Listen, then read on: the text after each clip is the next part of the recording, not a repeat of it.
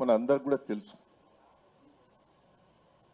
ఆ గ్యారంటీ కార్డులను ఎంత మోసం చేసి ఓట్లు వేయించుకున్నాడో ఒక్కసారి మనం ప్రజలందరూ కూడా రివ్యూ చేసుకోవాలి. రేవంత్ రెడ్డి గారు నేను మొదటి నుంచి కూడా అంటాను, చాలా మాటకారి, అబద్ధాలను కూడా నిజంగా పలికే వ్యక్తి, నిజాలను అబద్ధాలుగా పలికే వ్యక్తి అని.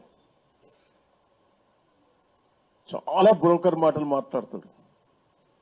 ఊళ్ళల్లో ఉంటారు పంచాయతీ చెప్పేటోళ్ళు, ఇది దానికి చెప్తాడు, దానికి ఇది చెప్పేటోళ్ళు ఉన్నారు. దొంగతనం చేసినా కూడా దొంగతనం చేయలేదని వాదించేటోళ్ళు ఉంటారు. అంతకంటే దిట్ట.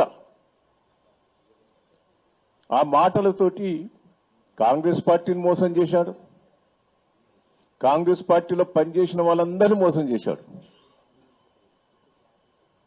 వాళ్ళకు కూడా షోలో పూలు పెట్టిండు, కేంద్రంలో కూడా వాళ్ళ కాంగ్రెస్ వాళ్ళకు షోలో పూలు పెట్టిండు. పిసిసి ప్రెసిడెంట్ సంపాదించిండు, మాటలతోటి ప్రజలు మోసం చేసి ముఖ్యమంత్రి అయ్యాడు.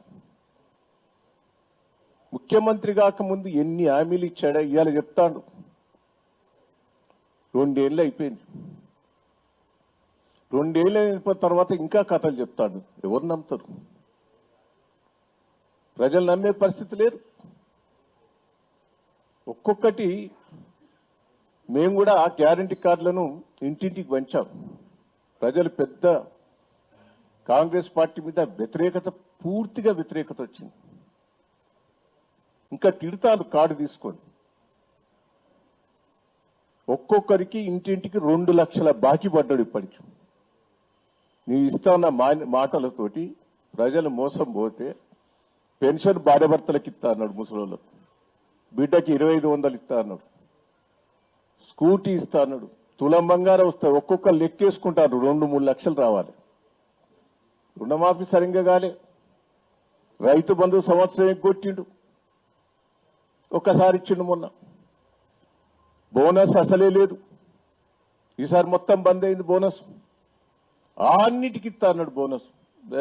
మక్కలకి ఇస్తా, దీనికి ఇస్తా, దానికి ఇస్తా అని మాట్లాడి ఆఖరి సన్న ఓట్ల కన్నా ఇస్తా అన్నాడు, అది కూడా ఇయ్యలే. అన్ని ఘోరమైన పరిస్థితి. మిషన్ భగీరథ అది బంద్ అయింది. మళ్ళా కుండలు బిందెలు పెట్టుకుని ఊళ్ళ పంటే తిరుగుతారు. కరెంటు లేదు, మోటార్లు స్టార్టర్లు మళ్ళా పాత రోజులు గుర్తుకొస్తాయి. ఇవన్నీ